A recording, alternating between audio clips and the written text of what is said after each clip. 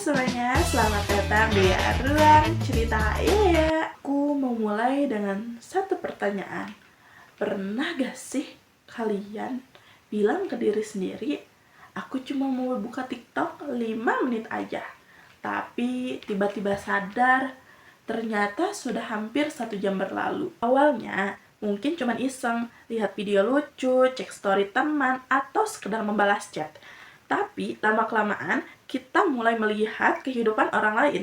Ada yang baru wisuda, ada yang diterima kerja di perusahaan impiannya, ada juga yang liburan ke luar negeri, ada yang membeli barang baru, bahkan ada yang usianya lebih muda tapi sudah punya banyak pencapaian. Tanpa sadar, muncul satu kalimat di kepala. Kenapa hidup mereka kelihatannya lebih baik daripada hidupku?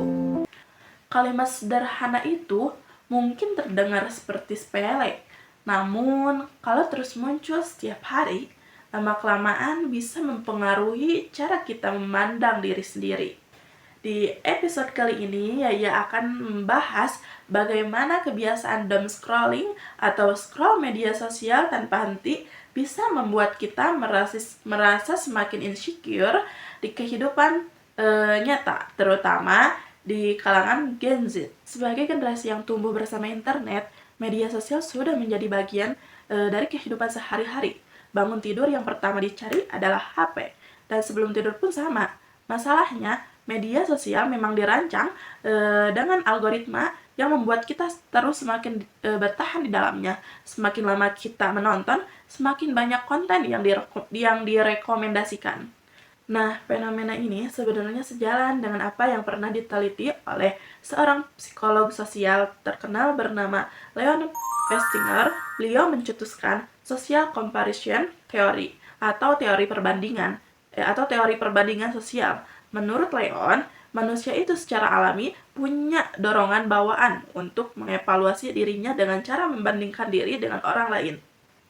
Masalahnya, kalau dulu kita cuma membandingkan diri dengan tetangga sebelah rumah, tetapi sekarang lewat media sosial, kita membandingkan diri dengan jutaan orang di seluruh dunia yang bahkan tidak kita kenal. Kita sering lupa bahwa media sosial hanya menampilkan bagian terbaik dari kehidupan seseorang. Jangan ada orang yang mengunggah saat dirinya gagal atau menangis, namun otak kita seringkali tidak menyadari hal itu. Tanpa sadar, kita mulai membandingkan kehidupan sehari-hari kita yang penuh masalah dengan potongan-potongan kehidupan orang lain yang terlihat sempurna. Kalau kebiasaan itu terjadi terus-menerus, rasa insecure perlahan mulai muncul. Dampaknya tidak main-main, teman-teman. Akibat media sosial berkorelasi sangat kuat dengan penurunan kesehatan mental dan meningkatkan rasa cemas serta insecure pada generasi muda. Media sosial membuat semuanya terasa seperti perlombaan.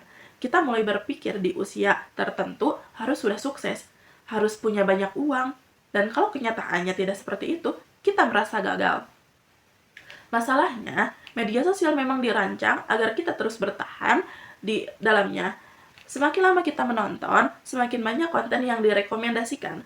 Akibatnya, kita terus scroll tanpa benar-benar sadar sudah menghabiskan beberapa banyak waktu.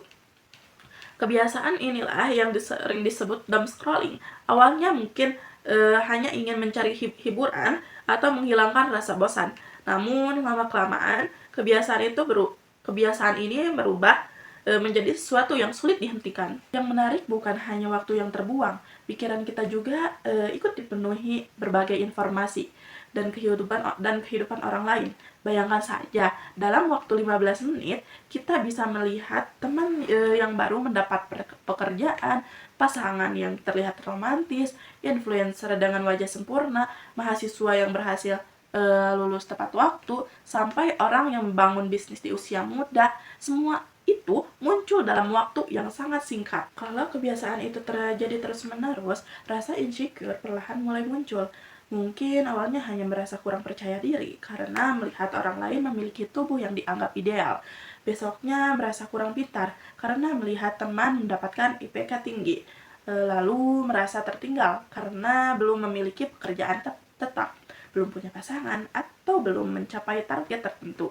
Padahal setiap orang memiliki jalan hidupnya yang berbeda. Sayangnya, media sosial membuat semuanya terasa seperti perlombaan. Kita mulai berpikir bahwa di usia tertentu kita harus sudah sukses, harus punya pekerjaan bagus, harus punya banyak uang, harus terlihat bahagia setiap saat. Kalau kenyataannya tidak seperti itu, kita merasa gagal, padahal belum tentu.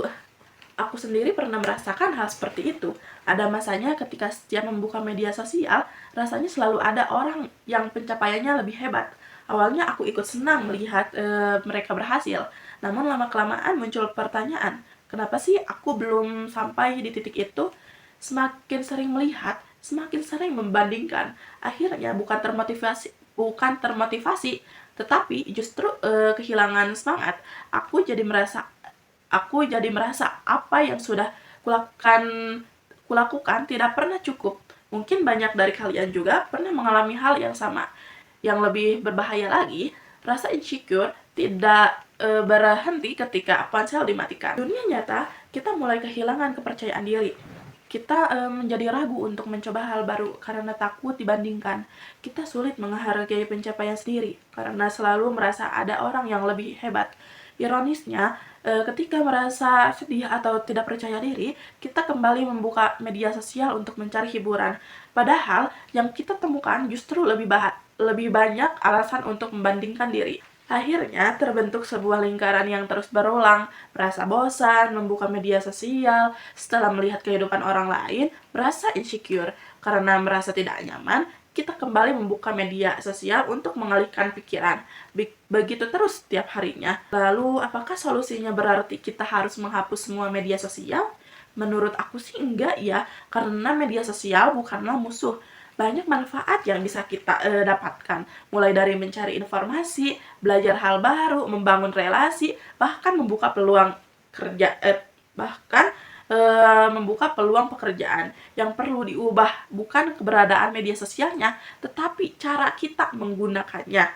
Kita bisa mulai dengan membatasi waktu penggunaan setiap hari. Misalnya, memberi batas 1 atau 2 jam untuk membuka media sosial. Kita juga bisa memilih akun-akun yang memberi manfaat dan berhenti mengikuti akun yang justru membuat kita terus membandingkan diri. Yang tidak kalah penting adalah memperbanyak aktivitas di dunia nyata. Mengobrol dengan teman, berolahraga, membaca buku, mencoba hobi baru, atau sekedar berjalan-jalan tanpa membawa pikiran tentang media sosial bisa membantu kita kembali menikmati hidup apa adanya. Karena pada akhirnya, kehidupan yang kita jalani jauh lebih nyata daripada kehidupan yang kita lihat di layar. Tidak semua orang memiliki garis start yang sama. Tidak semua orang berhasil di usia yang sama. Dan tidak semua pencapaian harus dibandingkan. Ada satu hal yang ingin Yaya sampaikan dari pembahasan hari ini. Jangan jadikan media sosial sebagai alat untuk mengukur nilai diri sendiri, karena apa yang kita lihat di layar hanyalah sebagian kecil dari kehidupan seseorang. Kita tidak pernah benar-benar tahu perjuangannya, kegagalannya, atau kesulitan yang mereka sembunyikan. Jadi, saat nanti kalian mulai scroll tanpa henti dan tiba-tiba merasa hidup sendiri terasa kurang berarti, coba berhenti sejenak. Tarik nafas, letakkan ponsel, lalu ingatkan diri sendiri bahwa hidup bukan tentang siapa yang paling cepat mencapai sesuatu, melainkan tentang bagaimana kita terus bertumbuh sesuai dengan perjalanan masing-masing. Karena menjadi diri sendiri jauh lebih penting daripada berusaha menjadi seperti orang lain. Terima kasih sudah mendengarkan podcast Ruang Cerita Yaya ini. Semoga setelah ini kita bisa lebih bijak menggunakan media sosial dan lebih menghargai diri sendiri. Sampai jumpa di episode selanjutnya.